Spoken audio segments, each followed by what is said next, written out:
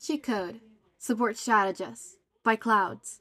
Mad in the Clouds Not Coming Down. On AO3. Chapter 49. Anchor. Ochako had never been so grateful to be tired. Apparently, the trip to Island and back had brought through all the energy from her week of repressing All for One.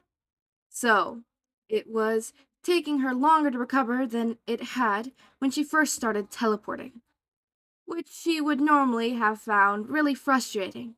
But right now, she was just relieved. If she was tired, then that ultimately how she could warp. And it seemed like the only person who was in that radius at the moment was Shinso. So the furthest she ended up in any of the past day was a block from the agency. It was a nice change of pace. Being grounded also meant that she could actually focus on the Quirkless sparring techniques that Gunhen was teaching them. They were fun, but she could also see how they were going to be useful in their fights. Her match against Bakugo would have been so much easier with skill like that under her belt. They just finished the last spar of the day when Grunthead clapped his hands to get their attention. Alright, everybody, we're going to do something a little different for our cooldown today. We're going to play a game of hide and seek with our own gravity.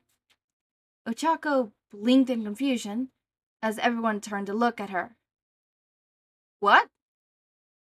Hide and go seek, Gunhead repeated, grinning.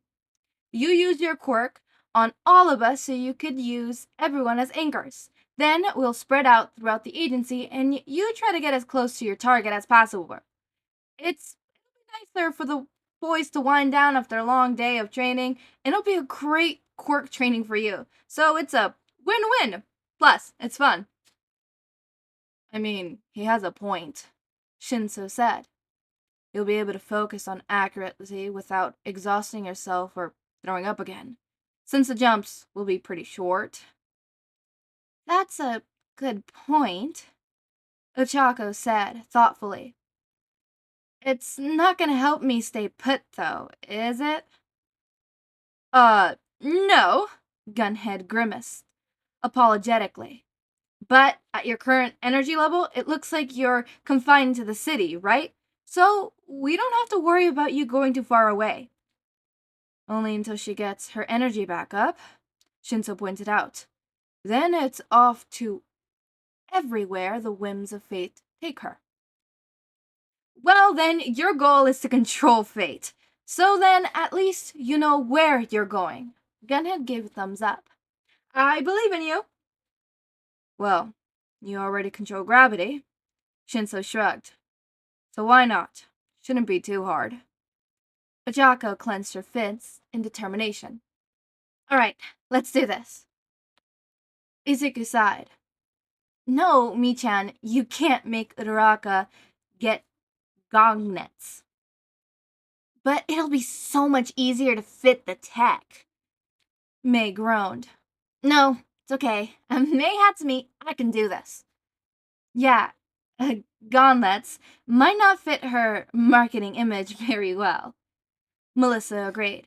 We've already managed to make the Sense tech almost 3 times smaller, so we're making progress.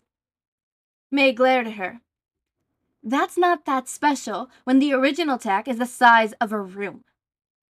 Mei, just go explode something already, Izuku said, turning back to his computer. You'll feel better, I promise. Alright, fine. Mei scooped an armful of suspicious items off the table and stopped onto one of the testing rooms, which started giving off muffled booms within seconds of her going in. She's always such a fast worker. It's so cute how you always seem to know what she needs. Melissa gave him a sly smile. I wish I had a boyfriend like that. Izuku almost deleted an entire paragraph of code as he jumped and almost slammed his hands into the keyboard. I already told you. We're not dating or anything. We're just good friends. Melissa laughed. I'm just messing with you, Midoriya. Don't worry. But still, the relationship you two do have, even if it's just friendships, seems so special. We inventors can be intimidating sometimes, so having someone around who can encourage our weirdness and give us permission to go explode things sometime, it's rare, but it can make all the difference in the world to us, especially when projects gets frustrating. I just think it's sweet that you're willing to be that person for her. Izuku shrugged and got back to work. Not that special. I mean, it's no more than what she does for me. People can find my analysis creepy, but Mei-chan just thinks it's cool, and she's really one of those only people I've ever met that really supports me and thinks I can do anything. So honestly, I'm just returning the favor. Melissa frowned sympathetically. Bullies? Yeah, Izuku noted. But, I mean, I wanted to be a hero as a kid, so obviously people weren't going to support that. Why not? Melissa asked. She looked genuinely confused, and Izuku realized with a start that she probably didn't know. Quirks were that important in support internships, after all. His first instinct was to hide it. He could just come up with an excuse about being a crybaby or something, but his inner May was screaming at him to stop being such a coward and just own up to it. Eventually, he decided to compromise between the two. If she really wanted to know, she could just ask more questions. Quirk stuff. What's your quirk, if you don't mind me asking? Melissa asked. When Dad showed me your file, the quirk session was just blank. Uncle Mike is kind of like that too, so I was wondering if it was confidential or something. Like I said, it might be a rude question, so you don't have to tell me anything. I was just curious. Izuku swallowed. No, it's not confidential, just non existent. Melissa's eyes widened. Oh! Izuku nodded, his mouth dry. Yeah, quirkless heroes don't really exist, though, so I had to find another dream. Me too, Melissa said. I wanted to be a hero, too. I mean, what kid doesn't, right? But after Dad got the x-rays back and we realized my quirk wasn't just late, Uncle Mike encouraged me to follow my dad's example and go into support. Izuku stopped and stared at her. You're quirkless too? Melissa smiled sadly. Yep, certifiably part of the less involved. Whoa. Izuku sat back in his chair. I guess we all end up in support then, huh? Melissa shrugged. If you can't join them, help them, right? Izuku chuckled. Right. It's so frustrating sometimes, though, because, like, I know quirks. And sometimes I see someone and think, oh, they could just be so much more powerful if they just did things this way. I mean, sometimes I just want to say, okay, give it here and just let me do it. You know? Melissa laughed. I thought I was the only one. It's so frustrating.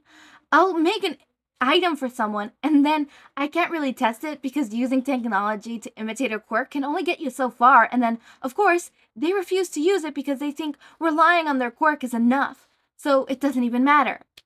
You get it! Izuku tore at his hair. It's just so frustrating.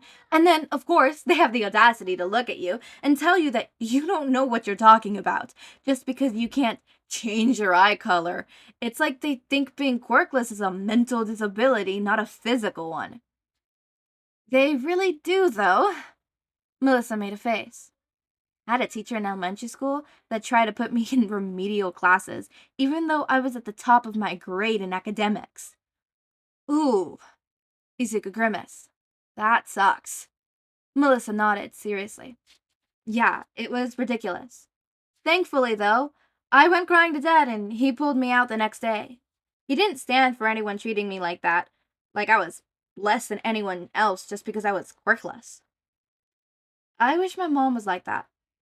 Izuku's eyes widened and he hurried to explain. Not that she's bad or anything. She did her best. I know that. It's just that she trusts the teacher sometimes, you know? Especially near the beginning.